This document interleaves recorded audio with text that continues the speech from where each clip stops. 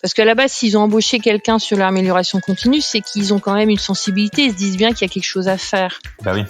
Il faut peut-être aller juste ouvrir la petite porte en disant mais toi tu peux m'aider quoi. J'ai besoin de ton sponsoring sur cette démarche là. Bonjour à toutes et à tous, je m'appelle Arnaud Huvelin et bienvenue dans le déclic du Lean. Ce podcast s'adresse à tous ceux et celles qui travaillent dans une usine. Ce qui nous intéresse ici, c'est le Lean. Inventée par Toyota, cette méthode a fait ses preuves dans beaucoup d'usines, mais elle reste encore trop théorique. Ici, on va partir à la rencontre des usines françaises qui pratiquent le Lean. Si vous voulez vous lancer dans l'aventure mais que vous avez beaucoup d'appréhension, ici on va vous partager des cas concrets d'application de Lean dans l'industrie, des réalités terrain vécues par des hommes et des femmes qui ont tous le même objectif, mettre l'humain au cœur de la productivité. De l'actionnable, du concret, bref, le tout pour avoir le déclic du Lean. Bonjour à tous et à toutes, merci de nous rejoindre pour ce nouvel épisode du déclic du Lean. Aujourd'hui je suis avec Anne-Sophie. Bonjour Anne-Sophie. Bonjour Arnaud. Tu m'as dit que tu avais écouté un peu les podcasts, donc tu sais la question que je vais te poser. Est-ce que tu sais pourquoi je la pose cette question ? Oh, tu la poses pour avoir un petit peu l'état d'esprit dans lequel on est juste avant de parler du Lean. C'est un peu ça, mais je la pose aussi parce que pour moi c'est un rapport avec le Lean cette question. C'est on oublie souvent de s'intéresser aux gens et pour moi le Lean c'est un peu s'intéresser avant tout aux êtres humains et donc je trouve ça important de leur demander les yeux dans les yeux. Bon alors là on est derrière un micro, mais est-ce que ça va vraiment ? Est-ce que la vie est cool pour toi et est-ce que tout va bien ou est-ce que tu as des difficultés ? Et c'est un peu une manière aussi pour moi de me dire si jamais tu me partages tes difficultés, peut-être que je peux t'aider à les résoudre. D'accord. C'est pour ça que je pose cette question comme ça. J'essaye de le faire avec mon équipe d'ailleurs, ce qui est pas facile. Donc comment ça va vraiment, Anne-Sophie ? Mais ça va très bien. Non, ça va réellement très bien et je suis ravie de discuter avec toi cet après-midi. Trop bien. Si on t'a fait venir aujourd'hui, c'est parce que tu as un parcours qui est quand même assez original, je trouve. Tu as travaillé une 20aine d'années dans l'industrie, tu as fait beaucoup d'améliorations continues. Et maintenant, depuis 3 ans, c'est ça, tu as décidé de devenir professeur à Toulouse dans une école d'ingénieurs, à l'ICAM, pour former les nouvelles générations sur le même métier que toi. Absolument, ouais. Alors, juste une précision, je suis pas à Toulouse, mais je suis sur le site ICAM de Lille. Pardon, excuse-moi, ouais. Pas de souci, mais effectivement, j'ai un parcours de un peu plus d'une 20aine d'années en industrie, de formation ingénieur génie industriel. J'ai donc passé mon début de carrière chez Roventa France dans l'heure où, par rapport à un peu l'expérience aujourd'hui que j'ai du Lean, ça m'a permis de découvrir en tant qu'ingé méthode, puis responsable de prod, un peu le terrain, ce à quoi on est confronté au quotidien dans la gestion de la production, dans la mise en place de nouveaux process, dans les problèmes que l'on a en production. Tu as commencé du coup vraiment par la partie méthode, ça c'est ton premier job. Mon premier job, c'était ça. J'étais ingénieur méthode d'amélioration de process. Alors, on parlait moins d'amélioration continue, il y a 25 ans, mais c'était optimiser les process. Et puis, basé de cette expérience, j'ai pu, ce qu'on avait à l'époque, le Saint Graal, développer des nouveaux process pour industrialiser des nouveaux aspirateurs. Ok. Donc, c'est confronté à du concret, comment définir un process, faire qu'il soit tout d'abord efficace et après plus efficient. Et tu avais la chance de faire des allers-retours avec l'usine parce que un responsable méthode, je sais que généralement ils sont, physiquement en plus, ils sont à l'étage dans des bureaux séparés, quoi. Alors nous, on n'était pas du tout comme ça. On était la porte derrière l'usine, donc on était vraiment au cœur de l'usine. Et les bureaux d'études étaient sur un autre bâtiment, donc on était vraiment très très proche de l'usine et en lien avec le bureau d'études. Ouais. Et donc développer des nouveaux process, c'était, tu faisais ça du coup, j'imagine directement avec les opérateurs, avec le responsable de production. Comment ça s'organisait, ou vous aviez votre atelier à part ? Non, on faisait directement ça avec les opérateurs, avec des leaders de production, avec le responsable de prod pour voir un peu les moyens qu'on avait à disposition. Et puis on avait aussi tout un travail d'engineering, d'innovation, de benchmark, d'aller voir ailleurs ce qui peut se faire en termes d'innovation de process. Puis aussi un travail avec les surplans des nouveaux produits à fabriquer. Et puis ensemble, vraiment, un travail déjà d'équipe entre les gens de terrain et les gens de design pour On va déjà faire bousculer le concepteur dans sa façon de concevoir pour que le produit soit le plus industrialisable possible, quoi. Ouais. Et déjà démarrer sur cet aspect-là et puis d'avoir ce rôle enfin moi aujourd'hui j'essaye d'enseigner auprès de mes jeunes, c'est que le métier de méthode indus, il est fondamental dans les phases de conception et de définition de produits où on peut gagner énormément de temps et donc du coup d'argent et de coûts de production en travaillant ensemble sur l'ingénierie simultanée entre le produit et le process. Bah, en fait, le responsable méthode que tu étais, c'est un peu lui qui est à l'origine de la première étape de l'amélioration continue, parce que l'amélioration continue, c'est le principe de produire plus en faisant moins d'efforts, on va dire, Oui, ouais, tout et à fait. ou en faisant le même taux d'effort. Et c'est vrai qu'à la base, la manière dont les pièces sont dessinées, dont les ensembles sont imaginés, pour les aspirateurs ou pour n'importe quoi, ça peut faire gagner énormément, quoi. Absolument, que ça va être mais vraiment sur du design, sur éviter des montages à l'aveugle ou des montages impossibles. On parlait de choses, vous voyez, à un moment donné, sur des conceptions de pièces, j'étais avec un concepteur où, bah, il aurait fallu que mon opérateur ait 3 mains pour mettre son produit. Donc à un moment donné, quand on est dans du concret, limite on lui disait: «Mais comment toi tu fais?» Enfin, je dis: «Moi, je sais pas faire» ou alors on va inventer, j'ai envie de dire des usines à gaz industrielles pour monter ton produit alors qu'on va l'imaginer autrement, le redécouper autrement, faire des gammes de fabrication, différentes pour faire qu'on va retrouver des choses simples, utiliser, des choses fondamentales comme la gravité, comme, le montage, des poka-yoke, des détrompages, faire que vraiment, Poka-yoke, heu c'est quoi? détomprage produit ou process, c'est quelque Ok. chose qui t'empêche de faire un système anti-erreur.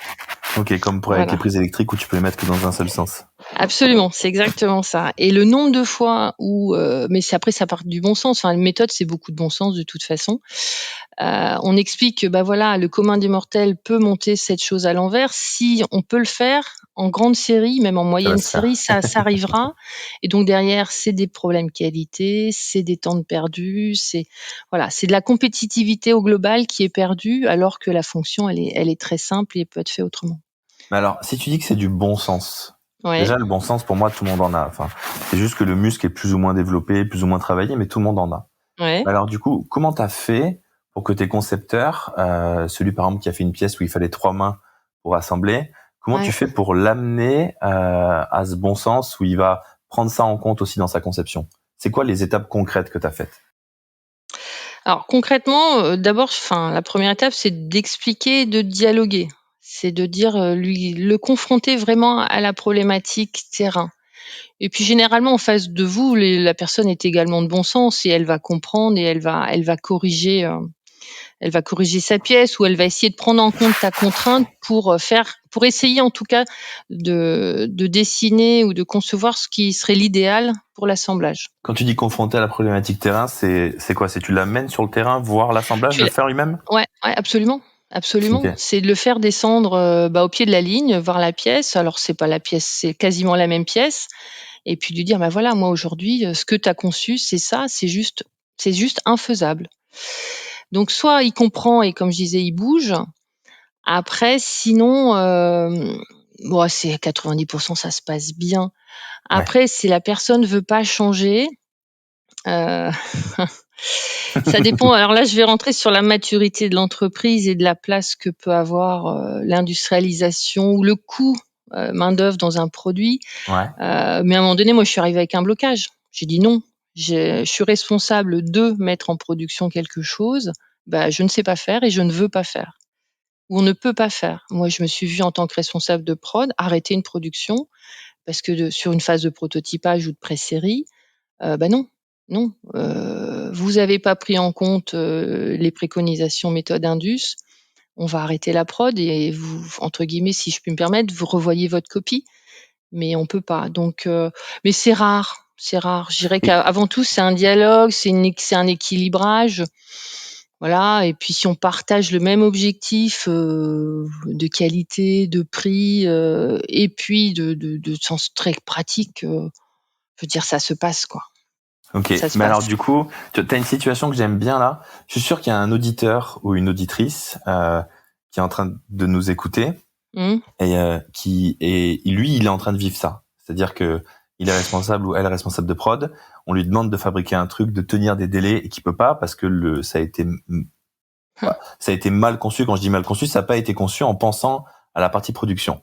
Et Ouais. ou alors il connaît quelqu'un à qui c'est en train d'arriver et il va lui envoyer les podcasts. Et du coup cette personne là, tu vois, elle est en train de vivre ça.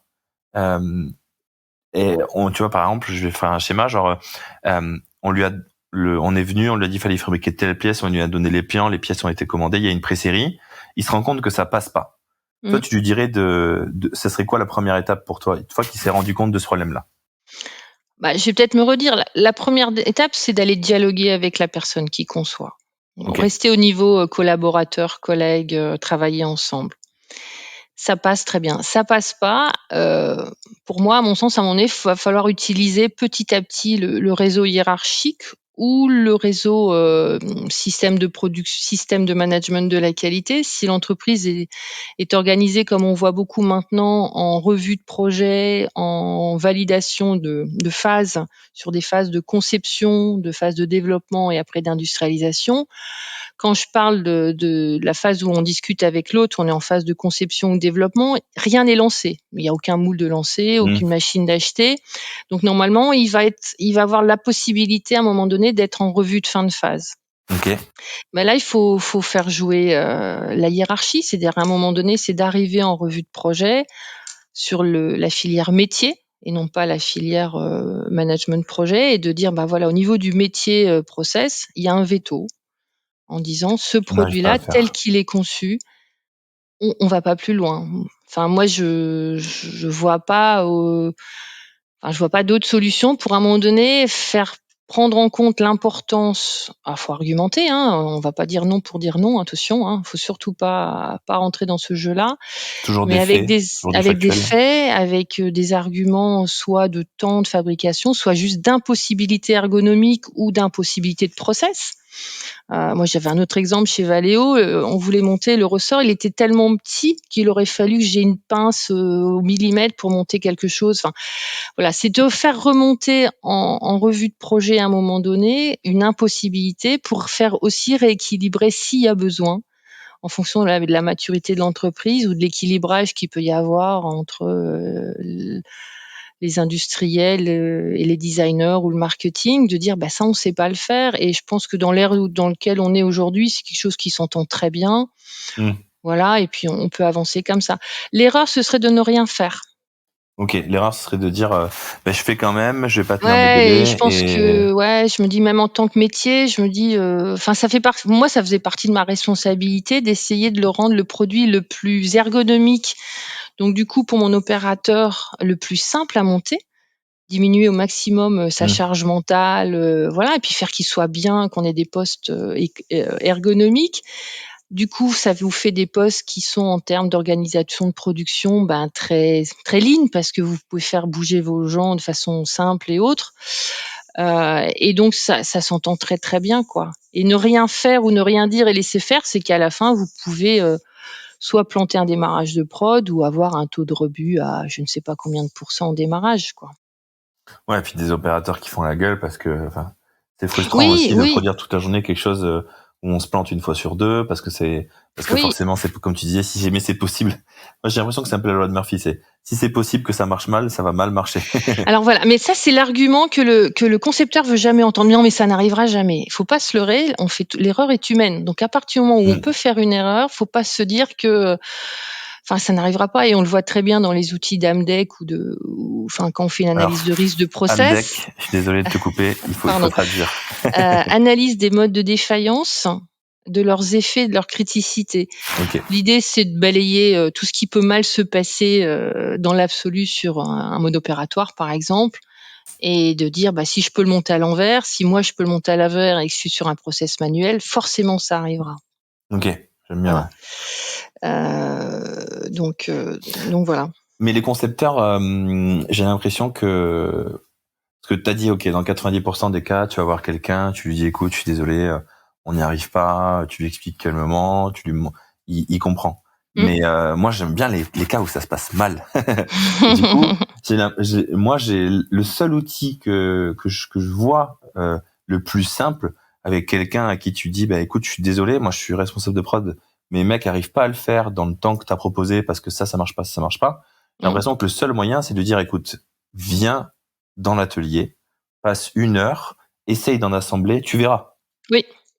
Je pense qu'il y a, j'ai réfléchi à une autre méthode, mais je pense qu'à mon avis, c'est le seul truc, quoi. Faut que Oui, les gens, moi à un je moment crois, donné, ils touchent. ouais, je crois beaucoup à ça. Et puis après, effectivement, c'est de le faire, enfin, en fait, lui faire prendre conscience qu'il faut qu'il bouge, voilà. Et après, de toute façon, ce que je disais, s'il bouge pas, l'impact économique sera énorme. On apprend tous que modifier un plan, ça coûte 1 euro, de modifier un moule, ça coûte 100 euros, et puis de modifier un process et de faire un retour, un rétrofit de produit, on est à 1000 ou 10 000 euros. Donc on voit très vite l'échelle financière. Si on n'est pas en capacité, enfin, en dialogue, après c'est de l'inégérie simultanée, c'est du travail d'équipe. Il y a beaucoup de management derrière ça, bien entendu, mais oui, faut que les gens viennent sur le terrain. Oui, tout à fait. Et du coup, première expérience méthode, ensuite production. T'es arrivé Oui. au bout de combien de temps à l'amélioration continue alors finalement? À l'amélioration continue, bah après moi responsable de prod pendant 3 ans. Après je suis partie chez Valeo, donc à Nevers, où je suis repartie donc en responsable industrialisation, nouveaux projets, nouveaux produits. Et donc là, on commence à rentrer dans, bien sûr la machine, et les outils Valeo et amélioration continue, c'est l'excellence opérationnelle.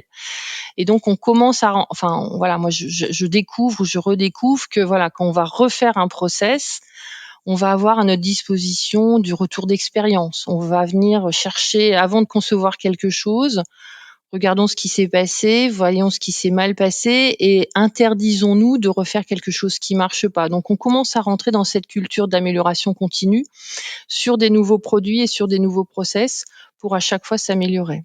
J'ai l'impression que c'est, dans tous les exemples que tu as donnés là chez Valeo quand t'es arrivé, j'ai l'impression qu'en fait finalement, ça se résume à allons sur le terrain. Oui, c'est ça, mais c'est toujours ça. Mais de toute façon, oui, on peut pas améliorer quelque chose sans avoir une idée très, très, très précise de ce qui va et de ce qui va pas sur le terrain, de capitaliser les règles positives, les retours d'expérience positifs, les bonnes pratiques, capitaliser vraiment sur des compétences et des savoirs pour, comme on dit, quand vous prenez le PDCA de l'amélioration continue, le mot acte, c'est bien dire ça, c'est je vais capitaliser des bonnes choses pour les reproduire et puis enregistrer et enregistrer que ces solutions-là ne fonctionnent pas à un moment donné, parce qu'après, le temps faisant, faut pas non plus tout interdire, sinon on va plus innover non plus, à l'inverse. Mais voilà, voilà, se rendre compte à un moment donné, de prendre la température sur ce qui est fait, parce que pour pas reproduire les mêmes erreurs. Ouais, tout à fait. Ok. Et du coup, Valeo, ça, donc nouvelle expérience, une belle Valeo, maison de l'amélioration continue aussi, là, de l'industrie automobile. ah oui, complètement.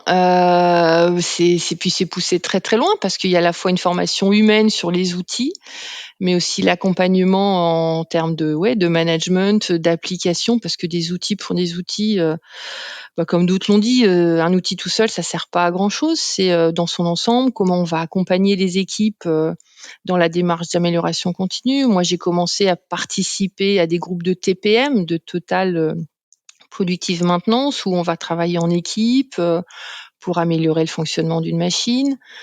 Sur les nouveaux process, voilà, c'est la même démarche, c'est de capitaliser sur ce qui a été fait avant. C'est aussi d'innover, voilà, ne pas hésiter aussi à innover dans l'amélioration continue en verrouillant les essais, en ayant aussi une approche un peu par les risques. On parlait d'Amdec tout à l'heure, voilà, on va améliorer, mais on va essayer de faire attention à pas venir créer quelque chose ou un problème qui n'existait pas. Donc on est vraiment dans cette veille d'amélioration, de prévention, de la nouveauté, pour faire que voilà, les démarrages de production, les développements de nouveaux produits se passent au mieux.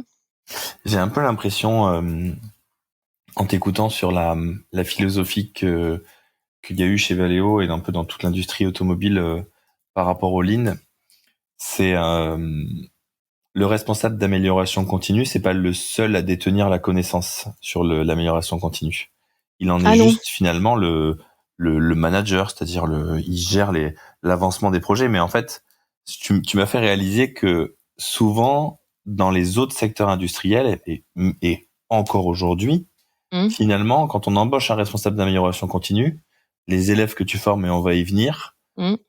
il est un peu tout seul à connaître ce process-là en fait.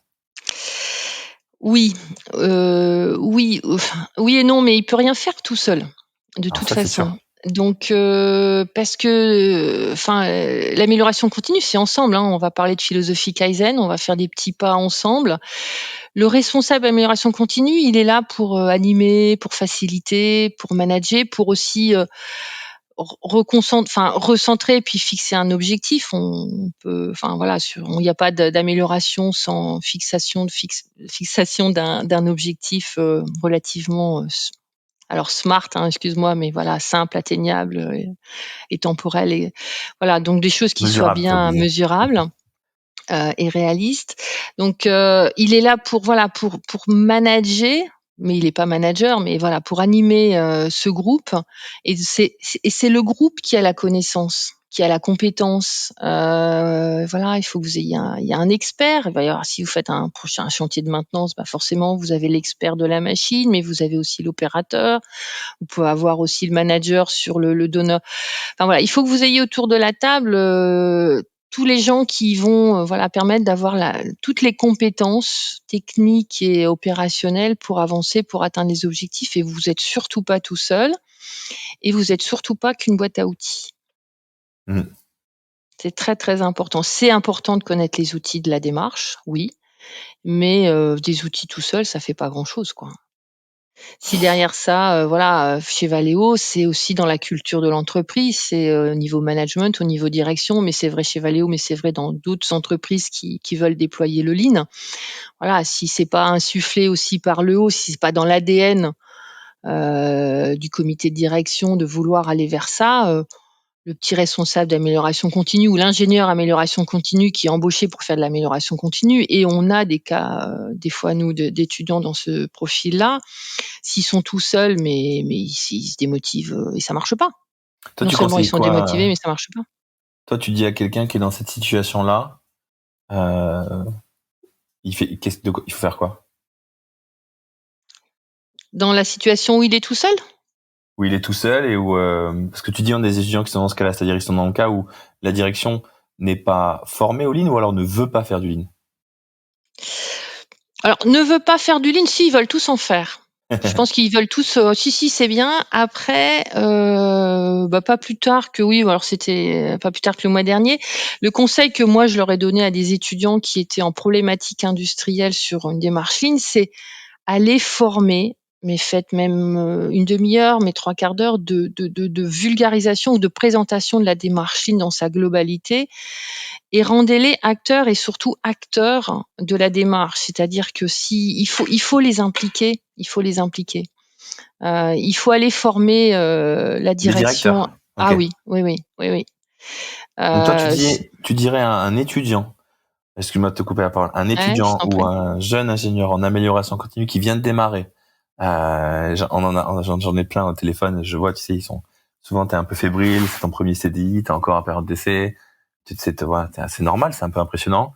Tu leur Mm. dis, mais prenez l'agenda de vos directeurs et présentez-leur le lean, quoi. Formez-les.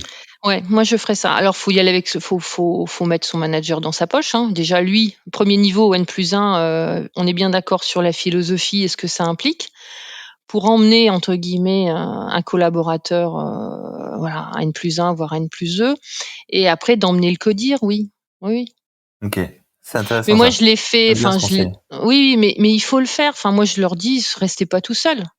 Alors si c'est des missions courtes, bah, les jeunes ils vont partir ou alors faut partir. S'ils voient que ça bouge pas, faut pas rester là. Ça, c'est bien ça. On n'en parle pas souvent. Je suis totalement d'accord avec toi. Non, mais c'est vrai que souvent on arrondit les angles, un peu en mode oui, il faudrait faire comme ci, il faudrait faire comme ça. si à un moment donné, on n'arrête pas de dire que c'est la direction qui doit être la première impliquée dans le lean, si la direction n'est pas impliquée dans le lean, je suis d'accord avec toi, cassez-vous, ça leur fera un électrochoc et peut-être que ça servira au prochain. Ils se rendront compte, attends, si à un moment donné, tous mes mecs en amélioration continue se cassent, c'est qu'il y a un problème, quoi. C'est qu'il y a un truc qu'on fait mal.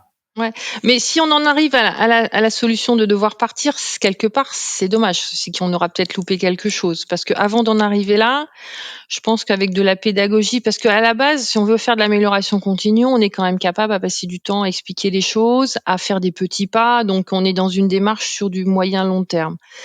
Et s'il y a l'opportunité, moi je trouve que c'est aussi une opportunité de pouvoir présenter l'amélioration continue et la démarche Lean auprès de personnes qui ont plus d'expérience dans l'entreprise et de de leur faire approcher la sensibilité du lean et de l'amélioration continue, voilà, par des systèmes ouais, comme je disais, de formation rapide ou d'exemples. Mais enfin voilà, et il faut essayer de les emmener, quoi. Alors pareil, faut pas faire ça tout seul, mais parce qu'à la base, s'ils ont embauché quelqu'un sur l'amélioration continue, c'est qu'ils ont quand même une sensibilité. Ils se disent bien qu'il y a quelque chose à faire. Bah oui. Il faut peut-être aller juste ouvrir la petite porte en disant mais toi tu peux m'aider, quoi. J'ai besoin de ton sponsoring sur cette démarche là. Finalement, en fait, une nouvelle ingénieur amélioration qui démarre, les premières personnes qu'il a formées, c'est pas les opérateurs, c'est les directeurs et directrices en fait. Oui. En fait, il faut s'assurer du niveau de connaissance Ok. de sa Donc là. hiérarchie là-dessus. Ouais, tout à fait. Parce que Et, déjà sinon après, alors il y a ça. Et puis de bien fixer quel objectif lui personnellement il a dans sa mission d'amélioration continue. On va retrouver sur l'importance d'avoir un objectif SMART, c'est-à-dire que vous n'êtes pas le pompier et le sauveur de l'entreprise parce que vous êtes l'ingénieur amélioration continue, quoi. Donc avec ça, il faut dire voilà, moi je suis embauché là-dessus, je vais faire de l'amélioration continue. Quel objectif à 6 mois ou un an sur un problème, on se fixe, quoi. Moi, je vais pas. Vous avez un TRS, donc un taux de rendement d'efficacité d'une machine, admettons à 50%. Ok, je suis pas sauveur, je vais pas vous la sortir à 90% dans 6 mois parce que si aujourd'hui elle est à 50%, c'est que la problématique, elle est pas si simple que ça. C'est clair. Pour la monter à 80%, quoi. Donc, il faut juste, ouais, enfin, mais c'est dur, hein. Un premier poste en amélioration continue, alors c'est hyper formateur, hein. Mais si vous faites que ça, enfin, je me dis le jeune qui fait que ça et qui en plus il est dans une entreprise qui, excuse-moi, mais on a peut-être, enfin, c'est pas C'est pas son premier alternant. c'est pas son premier, ouais, sa première priorité. C'est dur pour lui, quoi. Ce sera dur pour lui, ouais. Ouais, je suis d'accord. Et c'est pour ça le conseil, je trouve qu'il est, il est top en fait. C'est premièrement ACC, vérifier le niveau de maturité Lean, amélioration continue de votre direction. Oui. Assurez-vous que votre directeur, vos managers, etc., ils ont réellement compris ce que c'est la philosophie Lean, ce que ça implique en termes d'engagement de leur part des équipes et est-ce qu'on peut réellement en obtenir. Et surtout, c'est pas mal. T'as dit fixer un objectif avec eux. Parce que c'est vrai que souvent on fixe les objectifs qu'avec les opérateurs, mais en fait l'objectif faut d'abord qu'ils viennent du haut, quoi. Qu'est-ce que eux ils en attendent concrètement, parce que sinon ils vont être forcément déçus. Absolument. Et ça, c'est dur. Ouais, on le voit sur un cas d'école où avec donc nos apprentis de 4e année, on fait une mission amélioration continue en lien avec l'entreprise où ils sont. Mon premier gros job avant qu'ils repartent en entreprise, c'est quoi l'objectif SMART que vous avez défini avec le maître d'apprentissage? Ouais. Parce que sinon, tu te perds. Tu vas à droite, tu vas chercher les causes, tu vas les machins, tu vas mettre des trucs, mais tu sais pas de où tu pars et tu sais pas où tu veux aller. Donc, et ce travail-là, il est fondamental parce que derrière ça, ce que je leur dis, c'est que vous pouvez valoriser ce que vous faites parce que vous êtes en capacité de démontrer l'efficacité de certaines choses. Puis à l'inverse, vous êtes en capacité de démontrer que ça marche pas. Ou que voilà, ça c'est pas efficace, mais on n'a pas travaillé pour rien, on a capitalisé, on sait tous maintenant que ça marche pas. On va remettre du factuel, quoi. On va remettre des datas, on va remettre des faits, et puis c'est hyper valorisant. humainement, voilà, vous C'est clair. valorisez l'équipe avec qui vous êtes, les opérateurs, ils sont partie prenante, et tout le monde sait où il va. Enfin, moi, je trouve ça, humainement, c'est génial. Puis en plus, C'est pour être génial. honnête, je sais pas ce que t'en penses, mais la plupart du temps, c'est mon avis personnel, t'as le droit de pas être d'accord, mais je pense que la plupart du temps, et s'ils nous écoutent, j'espère qu'ils seront honnêtes eux-mêmes, un directeur ou un manager qui veut faire de l'amélioration continue ne s'est même pas posé la question de quel objectif SMART il voulait atteindre. Ça reste, Ouais, tu sais, c'est un peu je, genre, oui, on veut faire de l'amélioration continue, on veut produire plus. Mais il n'a pas réfléchi à est-ce que l'objectif était atteignable, est-ce que c'était réaliste, qu'est-ce qu'il pouvait faire, il s'est pas posé, quoi. Oui, puis si tu remontes d'un niveau, il veut produire plus, mais pourquoi est-ce qu'il veut produire plus, hein? Après, on peut remonter sur sa stratégie globale ligne, quoi. Quelle valeur ajoutée il veut pour son client, et donc du coup, voilà, qu'est-ce qu'il veut qu'est-ce qu'il veut apporter comme valeur ajoutée, quoi. Puis ça, c'est important parce que c'est un message qui est rarement transmis, tu vois, tout en bas de la chaîne, dans l'usine. On entend des chiffres à atteindre, mais on ne sait pas pourquoi on doit atteindre ces chiffres. Ouais, Alors oui. que derrière, il y a une histoire, il y a une motivation, souvent en plus qui est extraordinaire pour les opérateurs parce que c'est aussi leur entreprise et si jamais il y a des nouvelles choses à atteindre, etc. pour l'entreprise, c'est intéressant, quoi. Ah, mais complètement. Si vous faites une démarche d'amélioration continue, alors au niveau de l'opérateur, admettons que ce soit de gagner 5% de productivité, bah déjà de dire ok, c'est pas, je vais pas te demander de travailler 5% plus vite, hein. La productivité, elle va pas se faire en te forçant à aller plus vite. C'est on va aller chercher supprimer de la non-valeur ajoutée ou des gaspillages. Mais si après on sait dire, mais comme tout être humain, mais pourquoi on le fait? Bah parce que derrière, il y a peut-être un nouveau business, je sais pas où. Enfin, on explique la finalité, le pourquoi de ce besoin en productivité ou en amélioration de performance. Bah, on est tous ensemble dans le même bateau et chacun y trouve sa propre motivation et je trouve ça assez passionnant. Mais si on sait pas pourquoi, moi, me faire faire quelque chose, si je sais pas pourquoi je le fais, je vais pas être motivée longtemps, quoi, hein. C'est ça, ouais. Et on est tous pareils, hein. Et on est tous pareils. On fonctionne tous pareil, hein. Non, mais c'est clair. Et puis, comme tu le dis, je pense qu'il faut pas négliger pour tous les ingénieurs d'amélioration continue la puissance que ça a quand t'es manager, quand t'es directeur et que t'as un employé qui vient t'aider à structurer tes objectifs et à motiver tes équipes, qui se pose avec toi et qui te dit, OK, c'est quoi l'objectif que tu veux que j'atteigne et on va le définir ensemble. C'est une valeur énorme, quoi. Enfin, quand t'as des Absolument. employés qui prennent, moi, je sais qu'en tant que manager, un employé qui vient me voir et qui me dit, OK, sur les 6 prochains mois, j'ai envie de faire ça, machin, etc. C'est génial, quoi. Parce que du coup, il est ultra motivé et il a juste besoin de ton appui et de ton soutien, quoi. Ouais, tout à fait. Tout à fait. Qu'est-ce qui a fait que tu as quitté l'industrie et que tu es devenu prof? Alors, le dernier poste que j'ai eu en industrie, j'étais directrice qualité d'une PME. OK. D'accord. PME, quelle taille à peu près? On était 300 OK. personnes, avec un site en Allemagne, en Inde, en Russie.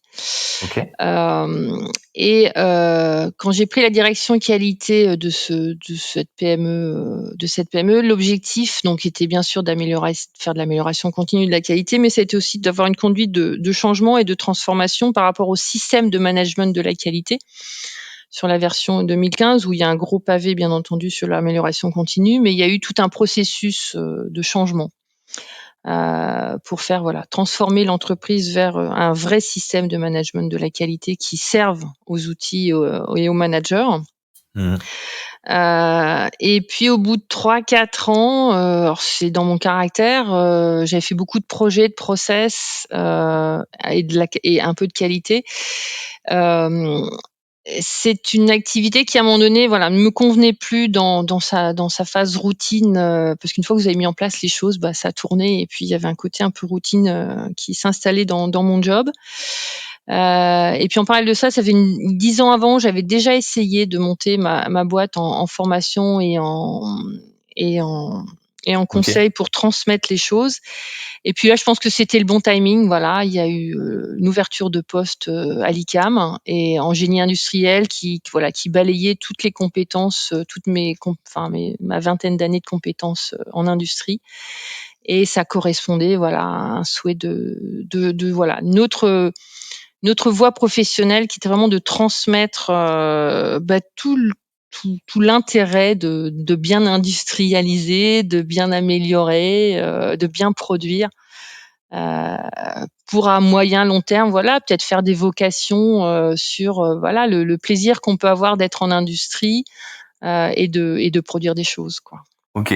Du coup, ouais, c'était pas nouveau, ouais. C'était quelque chose que Oui, t'avais envie de faire depuis oui. longtemps et puis l'occasion s'est présentée et t'as dit allez, Oui, puis changeons moi, de quand vie. j'étais étudiante, il y avait pas de cours de méthode indus et je m'étais dit: «Mais ça manque, ça manque».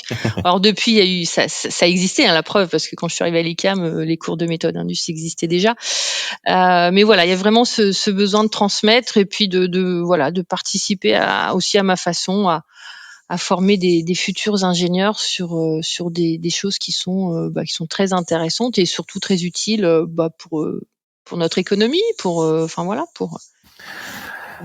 Euh, du coup, je vais pas te demander ce que t'apprends aux étudiants. Mmh. Je vais te demander, depuis 3 ans que t'enseignes, qu'est-ce que Ouais. t'as appris des étudiants sur l'amélioration continue que tu ne savais pas avant? Peut-être sur le sujet, sur l'industrie, tu vois. Je suis sûr qu'il y a des choses que eux, c'est vrai qu'on oublie souvent que les enseignants, ils se nourrissent aussi et ils apprennent des choses. Elle est pas simple ta question. T'inquiète, Heu, il en fallait bien au moins une hem difficile. Ça peut être aussi lié un peu au nouveau mode de communication, à l'évolution des générations. Ça peut être lié aux nouveaux outils, tout ce que tu veux. Après on a différents publics, d'apprenants à l'ICAM. Hem, sur ceux qui sont aujourd'hui en apprentissage, donc en alternance entre l'industrie et l'école,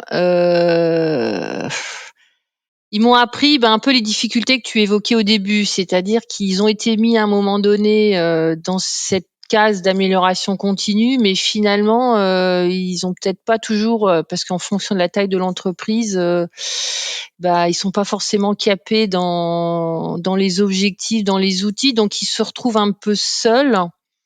Donc c'est important, mais voilà, ils sont pas complètement armés pour au Pour sein de affronter leur ça. entreprise pour le développer. Parce que c'est Sur quelque chose que tu n'avais pas vécu toi personnellement.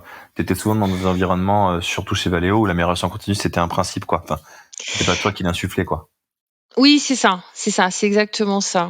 Donc en fait, ce qu'ils m'ont appris, c'est peut-être des fois un peu c'est un grand mot, mais pas le mal-être, mais les difficultés qu'ils avaient au quotidien et le nombre de fois où j'ai vu mes étudiants hocher la tête quand je leur disais, vous savez, l'amélioration continue, c'est des petits pas, vous allez venir embêter les gens, vous êtes de la conduite du changement. Et ils se disaient, enfin, quelqu'un qui me comprend. Ouais, je sais pas si tu vois un peu l'idée. Ok. Voilà, ils avaient un reflet parce que, alors je l'avais vécu moi, mais sûrement avec un peu plus d'expérience, donc j'avais pas vécu cette difficulté-là, mais je savais leur en parler. Après, sur les outils, alors par contre, ils vont sur des solutions digitales, techniques ou autres que nous on n'a pas forcément toujours eu, enfin qu'on n'a pas eu. Donc voilà, ils ont des fois des facilités d'outils et je trouve ça très très bien pour éviter d'user le soleil à créer des outils. Donc ça, c'est vraiment quelque chose qui m'ont remonté. Euh, voilà. Après, sur le public qui n'est pas en industrie, c'est quelque chose qui les intéresse. Voilà, on parle de lean, on parle de démarche, voilà, ils trouvent ça très concret, ils aiment bien. Voilà, moi j'ai trouvé je trouve des jeunes qui sont, voilà, c'est un domaine, c'est une activité voilà, qu'ils peuvent apprécier, qu'ils peuvent, et pourquoi pas démarrer sur des stages ou des premières missions là-dessus. Ok. Donc du coup finalement c'est quelque chose dont on parle pas assez, mais je trouve ça intéressant aussi. Euh, on a l'impression que l'amélioration continue s'est répandue partout, alors que c'est pas du tout le cas. On a Mmh. l'impression que tout le monde en fait, alors que c'est pas du tout le cas. Et du coup, c'est intéressant ce que tu dis. C'est un peu triste, mais c'est la vie. Ça génère du coup, je pense, du mal-être sur toutes ces PME ou ces usines où des jeunes sont embauchés premier ingénieur amélioration continue de la boîte et ils sont un peu tout seuls à devoir déplacer une montagne et c'est vrai que c'est pas facile, ouais. Et donc du coup, c'est intéressant. Le conseil que tu donnais tout à l'heure, il est Oui, alors hyper voilà, alors pertinent, ils sont quoi. pas tous dans ce cas-là. De toute façon, je veux pas Non, non bien plus sûr. dramatiser. Il y en a qui vont très très bien et voilà. Après, il faut un caractère particulier, quoi. Tout le monde n'est pas fait pour faire de l'amélioration continue. Parce que vous n'êtes pas dans du nouveau projet, vous êtes généralement pas dans le projet phare de l'entreprise, quoi. On va Ok. parler du nouveau produit qui sort en janvier, par exemple. Ouais. On va pas vous parler qu'on est en train d'améliorer, je sais pas, le processus de traitement de la commande ou voilà. Donc, il faut aussi, voilà, bien se connaître, être prêt à faire être dans un métier plutôt de support et non pas dans de l'opérationnel. Enfin voilà, c'est pas. Si vous avez un caractère expansif, vous avez besoin d'être reconnu, de faire du show, etc., d'être au machin, faites pas d'amélioration continue parce que c'est quand même quelque chose qui va, voilà, qui est pas en sous-marin, qui est fondamental aujourd'hui pour la pérennité des entreprises. Hein. Il faut surtout en faire, mais il faut bien cibler la personnalité de la personne qui en fait, ou alors ne pas faire que ça. Moi, j'aimais bien mon nez, je faisais un peu d'amélioration continue, donc vous retombez dans le terrain et c'est passionnant parce que vous vous remettez les mains dans le cambouis. Et puis de temps en temps, tu vas faire un nouveau produit, tu vas faire de l'innovation, voilà, il faut être prêt à avoir ce type de caractère. Et voilà, c'est pas du projet phare comme je disais tout à l'heure où vous êtes vous êtes mis devant la lumière parce que vous sortez le nouveau produit de l'année. Donc voilà, il faut trouver un bon équilibre. Il y en a qui peuvent faire ça à 100%, il y en a qui font ça à 30 ou 40% parce qu'ils font d'autres choses. Voilà, il faut juste se dire à un moment donné, si on s'y retrouve pas, c'est peut-être aussi parce qu'on est, voilà, c'est passionnant, il faut le faire, il faut juste trouver le bon équilibre et puis avoir conscience que, voilà, c'est un projet c'est du fond, quoi, et c'est des petits pas, donc on fait du changement petit à petit, quoi. Un pied dans l'autre. Un pied devant l'autre, ouais, absolument. Il nous reste 3 questions. On arrive à la fin. Tu avais un timing, donc on va essayer de pas le dépasser. Donc avant dernière question, ça serait quoi ta recommandation, une seule, pour un directeur d'usine qui est en train de se lancer dans une démarche lean? Un seul conseil. T'as vraiment donné qu'un, donc faut choisir. Ne faites pas du ligne juste pour le côté productivité et gain d'argent. Ok. C'est-à-dire? Faites du lean parce que vous voulez vraiment développer votre offre, votre valeur ajoutée auprès de vos clients. Et Ok. du coup, ça va se décliner sur des projets, des choses, mais ne faites pas du lean pour dire je vais gagner 10% de trésorerie. Voilà, c'est pas le but du lean, quoi. Ok. Ça c'est bien ça. C'est une bonne raison. Est-ce que tu as un coup de gueule, quelque chose que tu voudrais changer dans l'industrie en France? Waouh! La France entière t'écoute. Mon coup de gueule, alors, moi, quand j'ai démarré dans l'industrie, mon coup de gueule, c'était arrêter d'aller tout délocaliser et de mettre moi, j'ai vécu de 25 à 30, 35 ans, la délocalisation industrielle. Ok. Donc, voilà, mon coup de gueule, c'était, voilà, vous êtes allé, réfléchissez coup complet, quoi. Quand vous parlez de délocalisation, de choses comme ça, euh, arrêtez, ouvrez-vous les yeux sur le pourquoi vous vous délocalisez et je trouve ça superbe aujourd'hui, alors même s'il y a beaucoup d'effets d'annonce, mais superbe aujourd'hui le mouvement de nouvelle industrialisation en France Mm. qui se passe. Il y a le lean, il faut des fondamentaux, faut voilà pas oublier les fondamentaux. Derrière le lean, les outils de l'industrie du futur vont permettre de faire des sauts quantiques sur la productivité, mais là c'est pareil, il faut pas y tomber de tête baissée sans avoir des standards de lean voilà, ça voilà, c'est le coup d'après. Donc non, mon coup de gueule c'est ouais, osons. Alors on fera pas revenir, je crois pas du tout qu'on va rapatrier ce qu'on a délocalisé, on va réinventer une nouvelle fabrication en France Ok. et c'est super. Moi je trouve ça assez passionnant. Enfin, c'est top. Moi, il y a plein de projets d'industrialisation qui retombent aujourd'hui dans nos projets, voilà, voilà, c'est un coup de gueule, mais c'est surtout, ouais, allons-y. Mon coup de gueule, ce serait, ne loupons pas l'opportunité qu'on a aujourd'hui de refaire des choses en local, Et ça va derrière le bénéfice social, humain, tout va de pair, quoi. Trop cool. Un coup de gueule finalement de 25 ans qui change, quoi. Ça fait du bien. Ouais, mais nous c'était dur, j'imagine. Moi, tout je partait, lutte contre ça aussi, donc. Tout partait, Moi, quand j'ai quitté Roventa, on voulait que j'aille acheter des aspirateurs en Chine. Et j'ai dit mais non, j'ai passé 5 ans à essayer de produire dans l'heure. Je peux pas. Voilà. T'as bien raison. Et du coup, il nous reste une dernière question, question qu'on fait à chaque fois. J'ai pas arrêté de t'en poser pendant quasiment 1 heure. Donc, du coup, est-ce que tu as une question pour moi? Oui, je pense que je sais pas, voilà, ça fait peut-être 10 ou 12 ou je sais pas le nombre d'interviews podcast que tu as fait.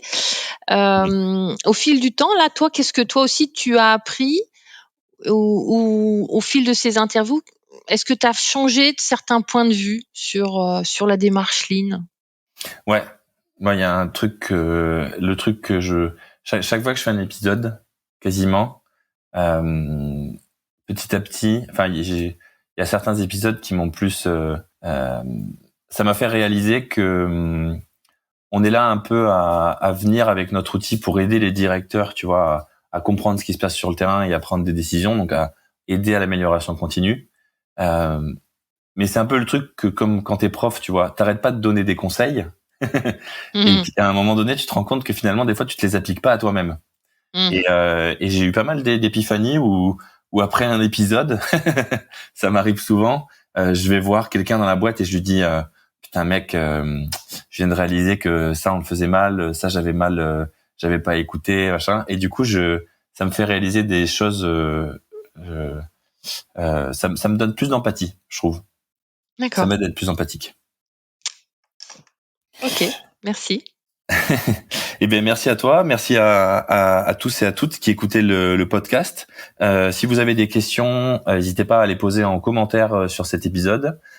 Si vous avez envie de parler avec Anne-Sophie, l'épisode est diffusé sur nos pages LinkedIn. Vous pouvez directement lui poser des questions. Si vous voulez participer à un épisode du podcast du Déclic du Lean, ou si vous connaissez quelqu'un qu'il faut absolument qu'on interviewe, n'hésitez pas à le taguer dans les commentaires ou à m'envoyer un email arnaud@declique.fr.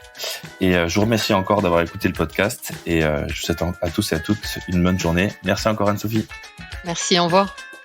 Merci à tous et à toutes d'avoir écouté cet épisode du Déclic du Lean. Si vous souhaitez échanger avec notre invité, n'hésitez surtout pas, il va y avoir ses coordonnées en description et vous pouvez le ou la contacter directement sur LinkedIn. Si vous souhaitez participer à un épisode du podcast du Déclic du Lean, je vous invite à me contacter soit sur LinkedIn ou à m'écrire directement par email arnaud@declique.fr, declique.fr. Enfin, si vous voulez en savoir plus sur nos boutons et sur ce qu'on fait dans les usines, vous pouvez trouver toutes les informations sur notre site internet declique.fr ou sur LinkedIn. Je vous remercie encore pour votre écoute et je vous dis à la semaine prochaine pour un nouveau podcast sur le Lean dans les usines.